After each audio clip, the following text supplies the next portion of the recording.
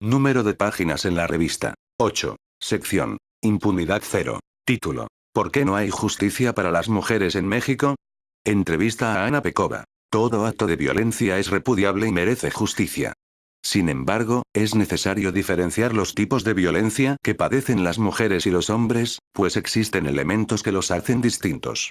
La violencia contra las mujeres, en sus diversas modalidades, se diferencia de la que padecen los hombres por el lugar donde acontece y por la relación que guarda la víctima con el agresor, en la gran mayoría de los casos. En México se han diseñado y creado una serie de políticas públicas e instituciones para hacer frente a estas violencias y garantizar justicia a las víctimas, pero podemos evidenciar que muchas de estas políticas han fracasado al no prestar atención a los elementos estructurales del sistema de procuración e impartición de justicia que no permiten resolver los casos de una manera efectiva. Para combatir la impunidad en los casos de violencia de género, es importante analizar las instituciones creadas para hacer justicia en estos casos, como las fiscalías especializadas y los centros de justicia para las mujeres, así como evaluar qué tanto han funcionado algunas medidas, como la capacitación para juzgar con perspectiva de género. Una de las organizaciones más importantes en esta lucha es X Justicia para las Mujeres 1, cuya meta es transformar las instituciones, leyes y políticas públicas, mediante la promoción de nuevas formas de percibir y afrontar la violencia de género, más allá de un enfoque jurídico, analizando las causas estructurales que generan el problema y realizando trabajo conjunto con instituciones gubernamentales y judiciales. Ana Pekova, directora de X, y todo su equipo buscan garantizar el respeto de los derechos de aquellos grupos que históricamente han sido víctimas y cuyos derechos se han vulnerado, sin que el Estado se preocupe por respetarlos. En esta entrevista platicamos con Ana Pekova sobre algunos de los problemas estructurales que dificultan la justicia para las mujeres en este país. Impunidad cero. ¿Qué es para ti la impunidad? Ana Pekova. Muchas veces pensamos en la impunidad como la falta de castigo para algún delito, pero a mí me gustaría abordarlo de una forma mucho más amplia. Como la capacidad o incapacidad que las instituciones tienen para responder, sí, pero también las capacidades de la ciudadanía para acercarse a las instituciones a pedir ayuda. Me parece muy importante abordarlo desde lo estructural. ¿Cuáles son las condiciones estructurales que previenen que los ciudadanos lleguen a las instituciones? Y también qué hay en el diseño mismo de las instituciones que les impide cumplir con sus obligaciones. Impunidad cero. ¿Crees que la impunidad se exacerba por cuestiones de género? Ana Pekova. Desde luego. Si partimos de la hipótesis de que el género es un factor que determina el tipo de violencia que se vive, es válido pensar que es un factor que puede determinar el acceso a la justicia o qué tipo de respuesta va a obtener alguien por parte de las instituciones. Los retos son compartidos. México es un país donde el acceso a la justicia no existe para nadie, hombres ni mujeres. Sin embargo, hay algunas diferencias clave tanto en la violencia como en la impunidad que vale la pena abordar con más profundidad. Impunidad cero. ¿Cuáles son estas diferencias respecto al género y el acceso a la justicia? Ana Pekova. Me parece importante entender el vínculo entre la violencia y el género, para de ahí empezar a ver cuáles han sido los retos respecto al acceso a la justicia de las mujeres. Primero, hay algunas diferencias clave en el tipo de violencia que enfrenta una persona y que están determinadas por el género. Si tomamos, por ejemplo, el caso de los homicidios en nuestro país, desde 2011 han ocurrido poco más de 170.000 homicidios, y de estos solo 11% han sido homicidios o asesinatos de mujeres. De entrada podría pensarse que es un número pequeño, pero la respuesta está justo en las diferencias. Hay algunas características que hacen distintos los asesinatos de mujeres de los asesinatos de hombres. Por ejemplo, una gran mayoría de los asesinatos de hombres se dan en el espacio público y es mucho más alto el número de mujeres que mueren al interior de su hogar. 33% de las mujeres contra 12% de los hombres. Otra diferencia importante es cómo mueren. Muchos de los hombres son asesinados con arma de fuego a manos de alguien desconocido. En cambio, entre los homicidios de mujeres hay muchos casos de acuchillamiento, de golpes y estrangulamiento. Además, muchas veces las mujeres conocen al agresor y han tenido alguna relación con él. Es su expareja, su exmarido 2. Es por diferencias como estas que estamos hablando de dos fenómenos distintos. También me parece muy importante hablar de otro asunto que se ha dado a raíz de la guerra contra las drogas, el cual ha cambiado para siempre la dinámica de la violencia que viven las mujeres. Me refiero al hecho de que el día de hoy, por primera vez, las muertes violentas de mujeres en el espacio público han sobrepasado las muertes de las mujeres en el hogar, un tipo de violencia que tradicionalmente ha afectado más a las mujeres, sin importar qué tipo de políticas públicas se hayan impulsado. Ese es un cambio que también es muy importante incorporar a la discusión, si queremos una estrategia de seguridad pública con perspectiva de género. También es importante notar que existen ciertos tipos de violencia que afectan de manera predominante a las mujeres, por ejemplo la violencia sexual, donde más del 90% de las víctimas son mujeres, la violencia familiar, con más del 70% de las víctimas, o la violación. En la violación por parte de familiares 100% de las víctimas son mujeres. Esto no quiere decir que a los hombres no los violen, simplemente que no les pasa en el hogar sino en el espacio público. Es interesante ver quiénes son los agresores.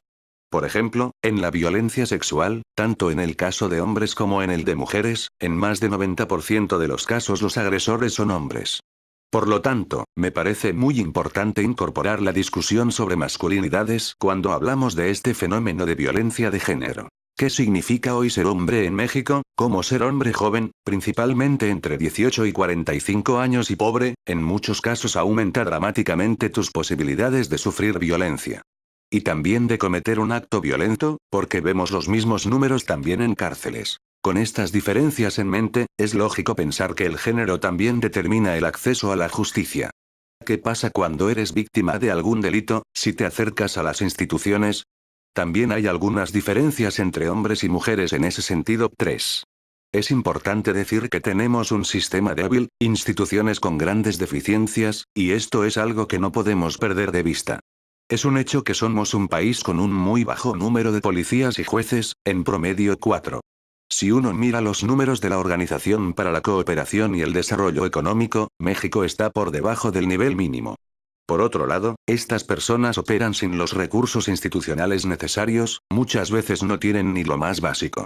Las feministas recordamos mucho el caso del feminicidio en Puebla donde los policías decían, no es que no queramos hacer el trabajo, realmente no tenemos ni siquiera la bolsa de plástico para guardar el cuerpo, y pidieron a la familia los elementos más básicos.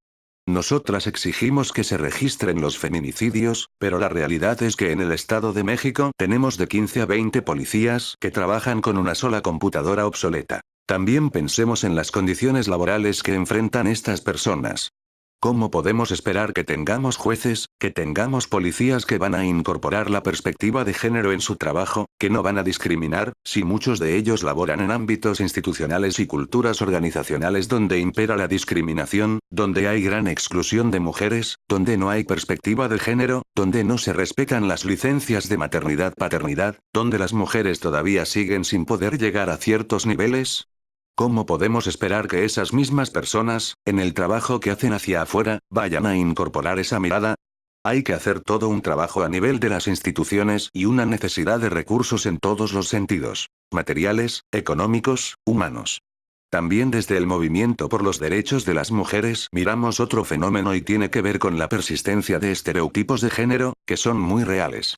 Muchas veces, cuando me cuestionan si eso existe o no, me refiero al caso de Lesbi. Cuando fue asesinada en el campus de la UNAM, desde la cuenta oficial de Twitter de la Procuraduría Capitalina empezaron a emitir mensajes cuestionando a la víctima, en el sentido de que era alguien a quien le gustaba ir a fiestas o tomar mucho, que no era buena alumna 5. Eso es totalmente irrelevante para el caso, no son otra cosa más que estereotipos. No hay víctimas buenas y víctimas malas, las instituciones tienen que hacer su trabajo. Nos hemos dedicado, desde el movimiento por los derechos de las mujeres, a combatir con distintas estrategias estos estereotipos de género, pero me parece muy importante decir que no son el único problema. Tenemos que explorar la posibilidad de hacer alianzas con otros movimientos que buscan reducir la impunidad, para que de manera conjunta exijamos que primero se resanen todas estas deficiencias que no les permiten a las instituciones hacer su trabajo. Impunidad cero. ¿Qué papel juega la transparencia y la rendición de cuentas en la tarea de mejorar el acceso a la justicia para las mujeres?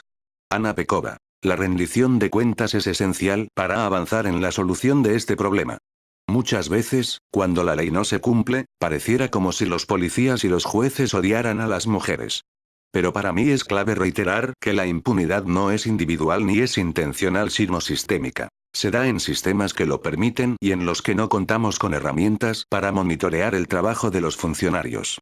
Algo que hemos estado impulsando mucho desde X Justicia para las Mujeres es obtener acceso a las sentencias. Además, hemos trabajado por combatir estereotipos de género con capacitaciones en el Poder Judicial.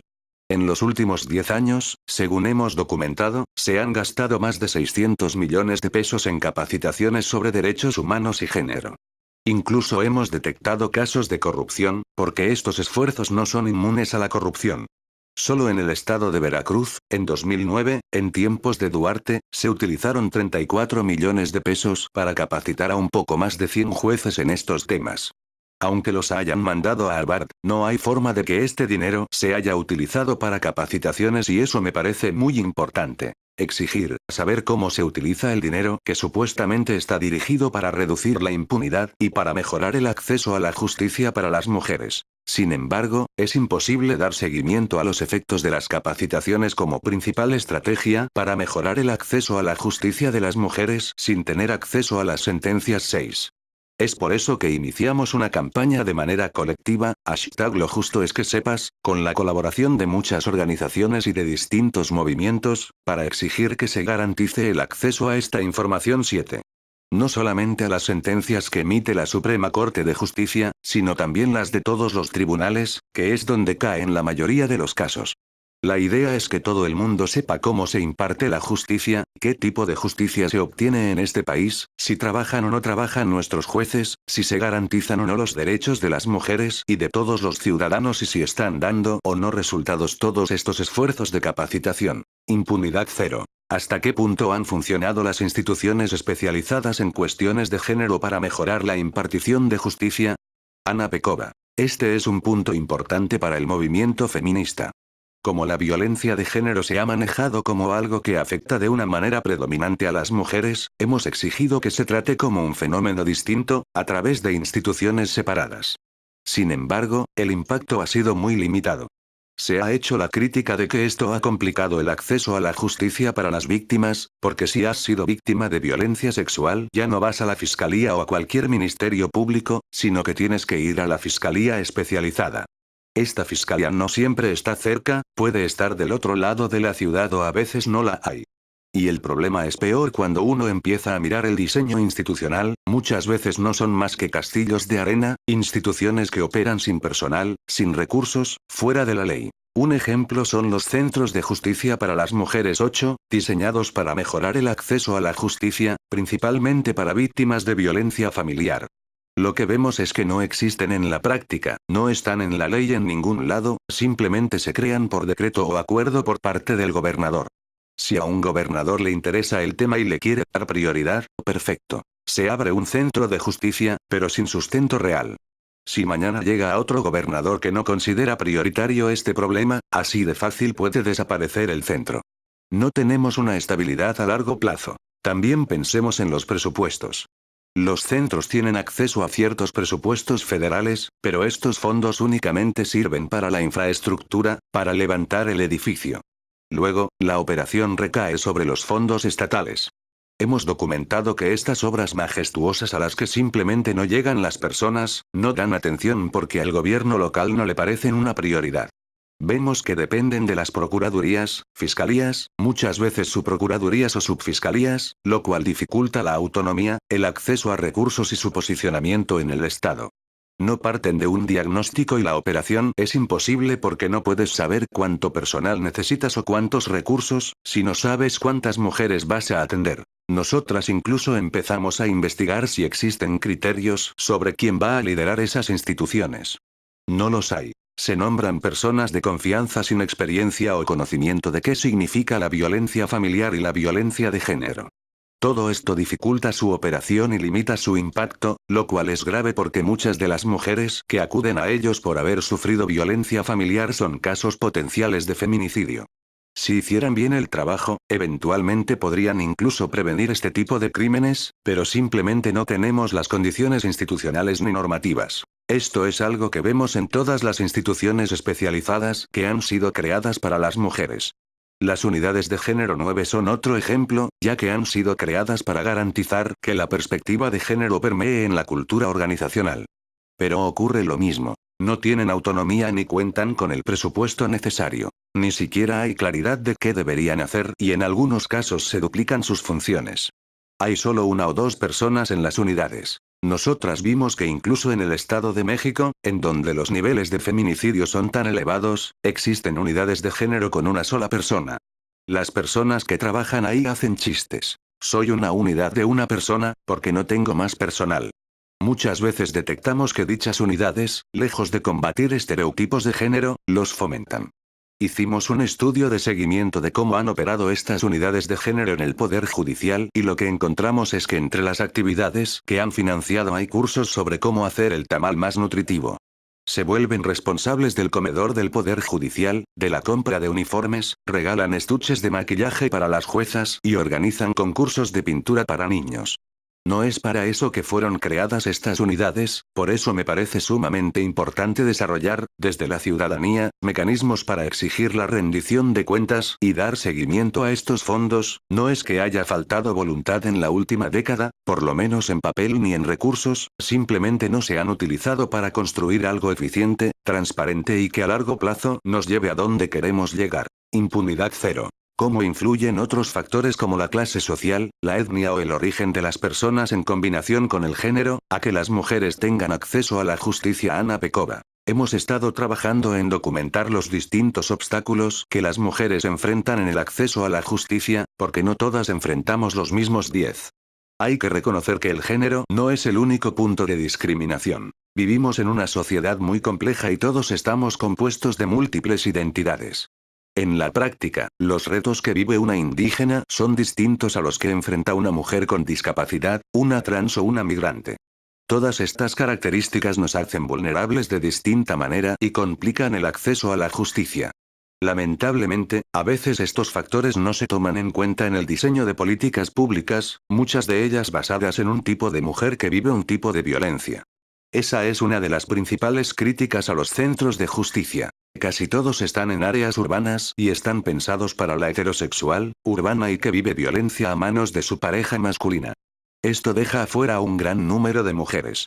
Nosotras estamos trabajando mucho en comunidades indígenas en el estado de Yucatán y después de recorrer más de 5 comunidades y de entrevistar a muchísimas mujeres, no pudimos encontrar una sola que sepa que existe un centro de justicia en su estado 11. También es importante pensar en las mujeres que viven violencia a manos de otras mujeres. Para nosotras fue muy interesante trabajar en un caso de una mujer indígena con discapacidad que fue violada 2 veces y a quien se negó primero el acceso a la justicia y luego el acceso al aborto. Esta mujer tiene hoy 2 hijos resultado de esta violación. Además, se le maltrató y hay una sentencia donde se dice que, como es una persona que no tiene la capacidad de saber qué es bueno y qué es malo, se dejó copular y eso no es una violación. Cuando llegamos al Poder Judicial, de repente encontramos esta variedad de instituciones creadas para responder a casos complejos como este. Además de la unidad de género, el tribunal también presume que tiene un comité intercultural y una comisión de discapacidad, pero no funcionan como deberían.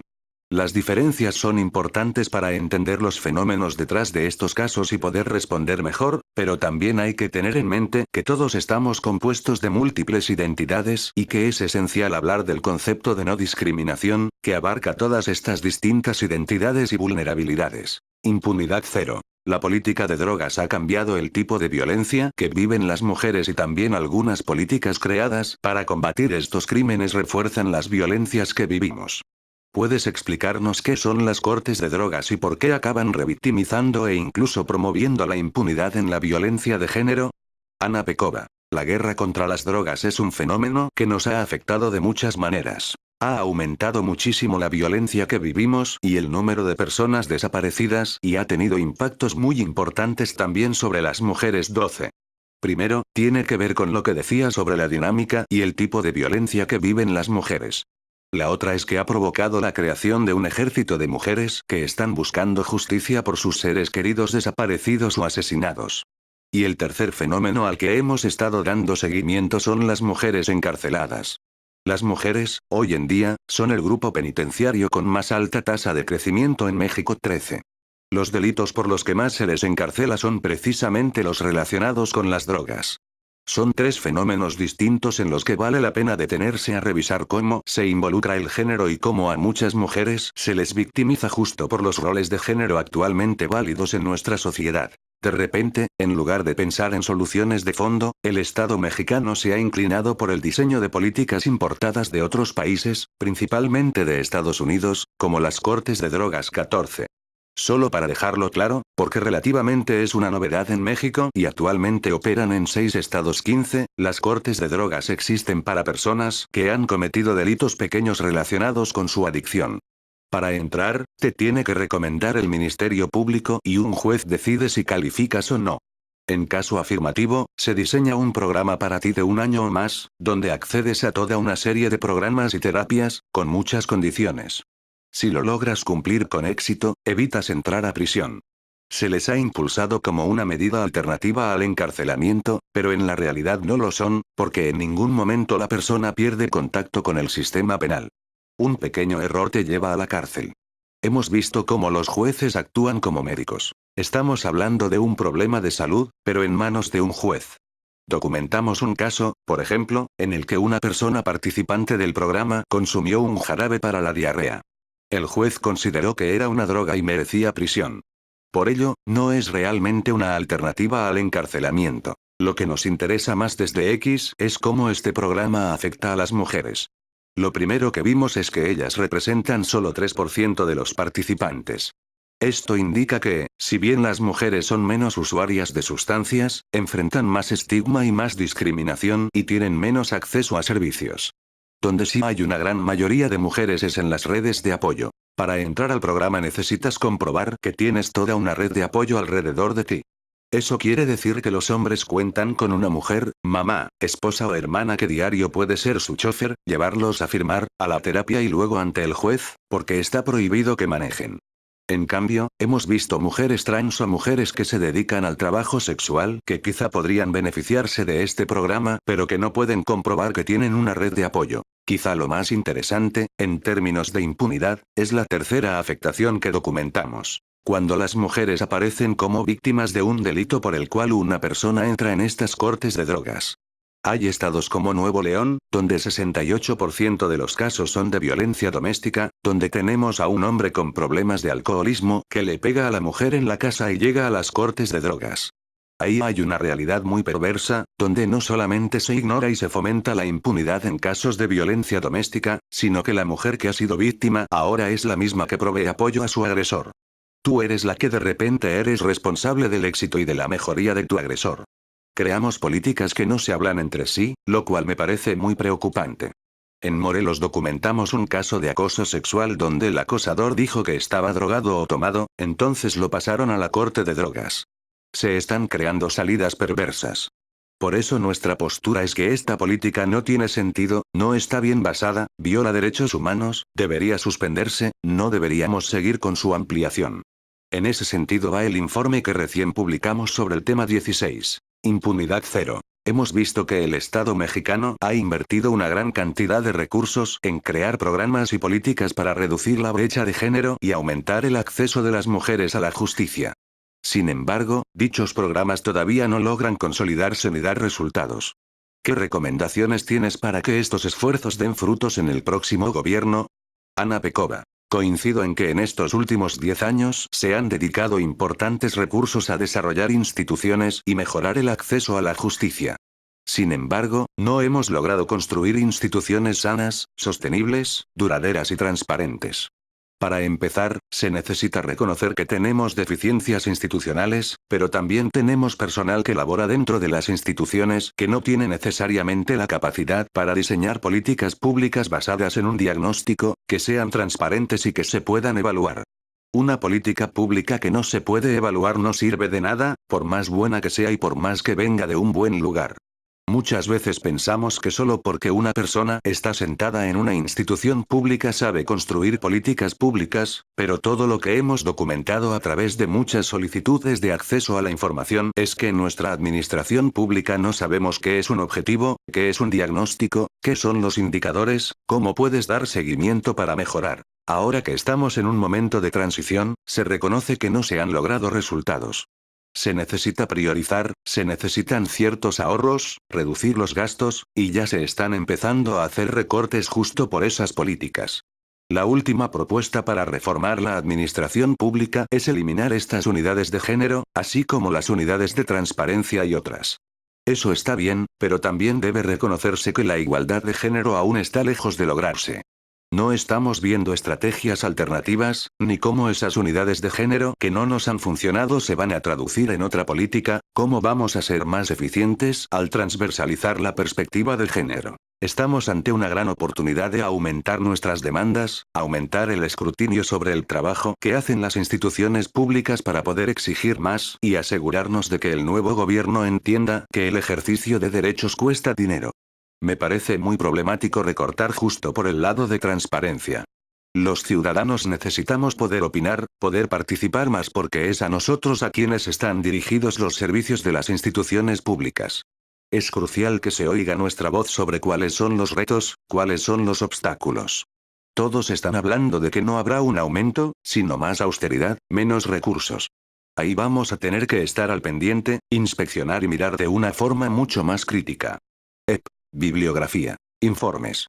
Justicia, cortes de drogas en México. Una crítica a partir de las experiencias de mujeres, 2018, recuperado de x.org.mx/project/cortes de drogas en México. Una crítica a partir de las experiencias de mujeres consultado el 22 de noviembre de 2018.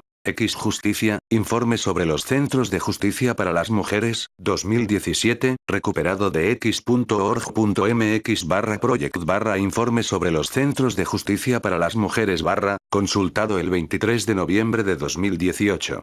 Justicia, informe sombra sobre la situación de acceso a la justicia para las mujeres en México, 2017, recuperado de x.org.mx/project/informe CEDAW consultado el 22 de noviembre de 2018.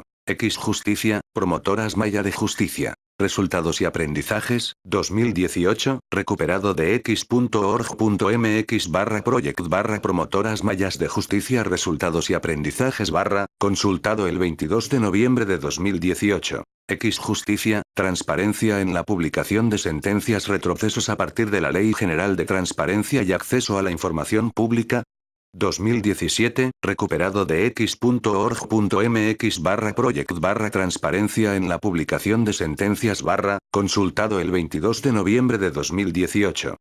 Justicia, unidades de género en el Poder Judicial. Informe sobre su estructura y funcionamiento a nivel nacional, 2017, recuperado de x.org.mx/wp-content/uploads/2018, 02, informe unidades género.pdf, consultado el 22 de noviembre de 2018. Instituto Nacional de Estadística y Geografía, INEGI, Encuesta Nacional de Población Privada de la Libertad, EMPOL, 2016, recuperado de beta.inegi.org.mx/proyectos/encotras/empol/2016 consultado el 22 de noviembre de 2018. Leclerc, Juan Antonio y Rodríguez, Gerardo, Cohort. Índice Global de Impunidad México. Centro de Estudios sobre Impunidad y Justicia, CSIJ, Universidad de las Américas Puebla, UDLAP, 2018, recuperado de udlap.mx/igimex/assets/files/2018 igimex 2018 es.pdf, consultado el 22 de noviembre de 2018. Artículos periodísticos. Animal Político, Ciudad de México acepta hacer públicas las sentencias de sus jueces, 9 de noviembre de 2018, recuperado de animalpolitico.com/2018, 11, CDMX acepta hacer públicas sentencias de sus jueces consultado el 23 de noviembre de 2018. Animal Político, Lesbi se suicidó, su novio la estranguló, 10 de abril de 2018, recuperado de animalpolitico.com/2018, 04, PGJ-CDMX cambia versión sobre muerte de Lesbi se suicidó, su novio la estranguló consultado el 22 de noviembre de 2018. CNN, si me matan polémica en México por tweets de la Fiscalía tras muerte de una joven en la UNAM, 6 de mayo de 2017, recuperado de enespanol.cnn.com/2017, 05, 06 si me matan polémica en México por tweets de la Fiscalía tras la muerte de una joven en la UNAM. Notas a pie de página. 1. Para conocer más sobre el trabajo de esta organización los invitamos a consultar su sitio en internet, x.org.mx/2. El Observatorio Nacional del Feminicidio, alianza constituida por 49 organizaciones de derechos humanos y de mujeres en 21 estados de la República Mexicana, dio a conocer en su informe Implementación del Tipo Penal de Feminicidio en México 2014-2017 que de los 6 estados que proporcionaron información, el lugar más común para cometer un feminicidio fue en la vivienda de la mujer víctima. En lo que concierne la relación víctima-victimario, la mayoría de las mujeres víctimas de feminicidio fueron asesinadas por su pareja, esposo, concubino, novio, etc., recuperado de observatoriofeminicidio.files.wordpress.com/2018-05 enviando informe implementación 81N del tipo penal de feminicidio en MEC 81 Chico, 2014-2017, 1, PDF, consultado el 22 de noviembre de 2018. 3. A pesar de que el acceso a la justicia es uno de los derechos fundamentales reconocidos por nuestra Constitución, el artículo 17 de la Constitución Política de los Estados Unidos Mexicanos establece que toda persona tiene derecho a que se le administre justicia por tribunales que estarán expeditos para impartirla en los plazos y términos que fijen las leyes, emitiendo sus resoluciones de manera pronta, completa e imparcial. Su servicio será gratuito, quedando, en consecuencia, prohibidas las costas judiciales. 4. De acuerdo con el Índice Global de Impunidad 2018, IGIMEX, el número de magistrados y jueces por cada 100.000 habitantes a nivel nacional es de 3,5. Asimismo, señala que el personal total destinado a funciones de seguridad pública por cada 100.000 habitantes es de 179,26. Juan Antonio Leclerc y Gerardo Rodríguez, Coors. 2018, Índice Global de Impunidad México, Centro de Estudios sobre Impunidad y Justicia, CESIG, Universidad de las Américas Puebla, UDLAP. Recuperado de udlab.mx/igimex/assets/files/2018 IGIMEX 2018 es.pdf, consultado el 22 de noviembre de 2018. 5. El 3 de mayo de 2017 Lesbi Osorio fue encontrada sin vida en las inmediaciones de Ciudad Universitaria. En un principio la Procuraduría General de Justicia de la Ciudad de México determinó que se habría suicidado frente a su novio. Asimismo, a través de su cuenta de Twitter señaló que el día que fue encontrada muerta Lesbi habría estado alcoholizándose y drogándose en Q. El 9 de abril de 2018, tras llevarse a cabo el período de investigación complementaria, el Ministerio Público señaló al novio de Lesbi como probable responsable del asesinato. CNN, si me matan polémica en México por tweets de la Fiscalía tras muerte de una joven en la UNAM, 6 de mayo de 2017, recuperado de https://español.cnn.com/2017-05-06 si me matan polémica en México por tweets de la Fiscalía tras la muerte de una joven en la UNAM. Animal político, Lesbi no se suicidó, su novio la estranguló, 10 de abril de 2018, recuperado de animalpolitico.com/2018-04, PGJCDMX cambia versión sobre muerte de Lesbi no se suicidó su novio la estranguló consultado el 22 de noviembre de 2018. 6. Justicia para las mujeres, transparencia en la publicación de sentencias, retrocesos a partir de la Ley General de Transparencia y Acceso a la Información Pública, 2017, recuperado de x.org.mx/project/transparencia en la publicación de sentencias consultado el 22 de noviembre de 2018. 7. A raíz de las demandas del colectivo Lo Justo es que Sepas, impulsado por X para transparentar las decisiones judiciales, el pasado 1 de noviembre de 2018 el Congreso de la Ciudad de México reformó diversas disposiciones de la Ley de Transparencia, Acceso a la Información Pública y Rendición de Cuentas para obligar al Poder Judicial local a publicar todas sus sentencias, convirtiéndose así en la primera entidad en transparentar estas sentencias. Este mismo colectivo ha propuesto la reforma a la Ley General de Transparencia y Acceso a la Información Pública para que todas las sentencias en el país sean publicadas. Animal político, Ciudad de México acepta hacer públicas las sentencias de sus jueces, 9 de noviembre de 2018, recuperado de animalpolitico.com/2018, 11 CDMX acepta hacer públicas sentencias de sus jueces consultado el 23 de noviembre de 2018. 8. Los Centros de Justicia para las Mujeres, CEJUM, fueron creados en 2010 por la Secretaría de Gobernación, a través de la Comisión Nacional para Prevenir y Erradicar la Violencia contra las Mujeres, CONAVIM. Son espacios que brindan servicios interinstitucionales y especializados de atención con perspectiva de género para mujeres víctimas de violencia, sus hijas e hijos, garantizando el acceso a la justicia a través de servicios de atención legal, médica y psicológica, proyectos de empoderamiento económico, espacios de ludoteca y refugio temporal. X Justicia para las Mujeres, informe sobre los Centros de Justicia para las Mujeres, 2018, recuperado de x.org.mx/project/informe sobre los Centros de Justicia para las Mujeres consultado el 23 de noviembre de 2018. 9. Las unidades de género son órganos especializados dentro del Poder Judicial que tienen como finalidad asegurar que la institucionalización de la igualdad de género y los derechos humanos sean pilares fundamentales en la toma de decisiones, tanto administrativamente como en la impartición de la justicia. X Justicia para las Mujeres, unidades de género en el Poder Judicial. Informe sobre su estructura y funcionamiento a nivel nacional, 2017, recuperado de x.org.mx/wp-content/uploads/2018, 02, informe unidadesgenero.pdf, consultado el 22 de noviembre de 2018. 10. En 2017, X presentó su informe Sombra para el Comité para la Eliminación de todas las formas de discriminación contra la mujer y la Convención, CEDAW, por sus siglas en inglés, el cual incluye diversas recomendaciones al Estado mexicano sobre el tema de acceso a la justicia para las mujeres. X Justicia para las Mujeres, informe Sombra sobre la situación de acceso a la justicia para las mujeres en México, 2017, recuperado de http://x.org.mx/project/informe CEDAW consultado el 22 de noviembre de 2018. 11. X Justicia para las Mujeres, promotoras mayas de justicia. Resultados y aprendizajes, 2018, recuperado de x. org.mx/project/promotoras mayas de justicia resultados y aprendizajes consultado el 22 de noviembre de 2018. 12. Las cifras de la organización Data Cívica antes de Cristo, estiman que en México hay 33,125 personas desaparecidas.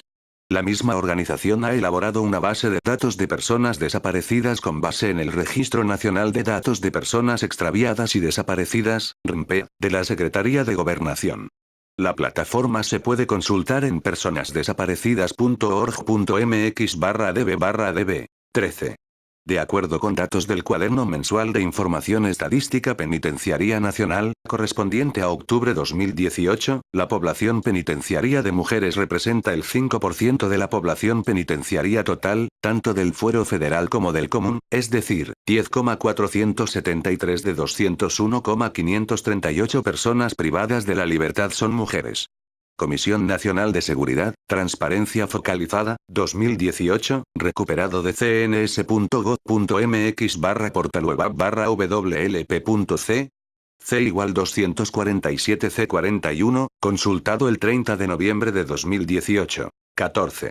Las cortes de drogas son un modelo penitenciario que surge en Estados Unidos como una alternativa al encarcelamiento. En México surgieron en 2009, primero como tribunales de tratamiento de adicciones y posteriormente, en 2014, fueron implementadas en todos los estados de la República con la figura de suspensión provisional del proceso, aplicable para personas acusadas de delitos menores, con excepción de violencia familiar y lesiones, y en algunos estados no violentos cometidos bajo el uso de sustancias psicoactivas. En 2018, a partir de la entrada de la Ley Nacional de Ejecución Penal, las cortes de drogas fueron propuestas como una alternativa a la ejecución de una pena en prisión para las personas sentenciadas por delitos patrimoniales sin violencia, como una opción alternativa a la privación de la libertad para entrar a un programa de tratamiento que cuenta con una supervisión judicial para su cumplimiento.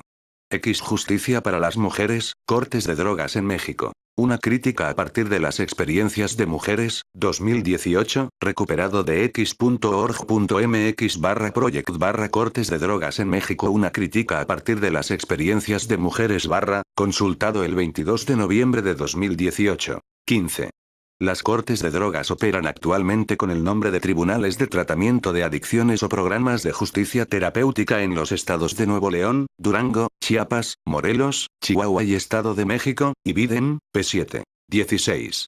X Justicia para las mujeres, cortes de drogas en México. Una crítica a partir de las experiencias de mujeres, 2018, recuperado de x.org.mx/project/cortes de drogas en México. Una crítica a partir de las experiencias de mujeres consultado el 22 de noviembre de 2018. Ana Pekova es maestra en filosofía política por la Universidad de York en Reino Unido y cuenta con un diploma de investigación en temas de transparencia y acceso a la información por la London School of Economics.